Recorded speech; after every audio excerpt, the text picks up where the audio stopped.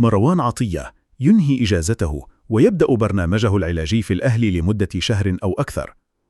تحسن حالة إمام عاشور وعودته متوقعة خلال أسبوعين إلى 3 دون استعجال. ريبيرو يدرس الدفع بثنائية تريزيجي وبن شرقي في المباريات الودية. حسين الشحات يغيب عن ودية اليوم بسبب شد في السمانة وفحص طبي جديد غدا. مدحت شلبي يهاجم الأهلي ويزعم أن ريبيرو غير راض عن معسكر تونس. محمد يوسف يطالب مصطفى العش في تونس بعدم الالتفات للإعلام والتركيز لإثبات نفسه. شوبير يلمح إلى طرح اسم أحمد حسن كوكا كخيار مؤقت لدعم هجوم الأهلي.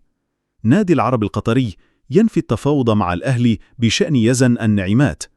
بعض الأصوات تطالب الأهلي بتقديم عرض رسمي لشراء أسامة فيصل مقابل 35 مليون لإحراج مسؤول البنك الأهلي.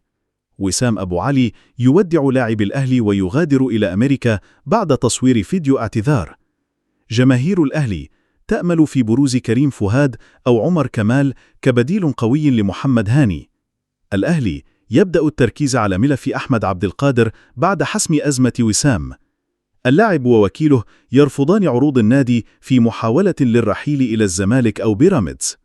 محمد عبد المنعم ينفي اتفاقه على العودة في يناير مع الأهلي، لكنه لا يستبعد الإعارة إذا قرر النادي نيس ذلك. علي معلول لم يتلقى عروضا مقنعة بعد وسط غموض حول مستقبله. رئيس بتروجيت يرفض بيع حامد حمدان للزمالك رغم ضغوط اللاعب.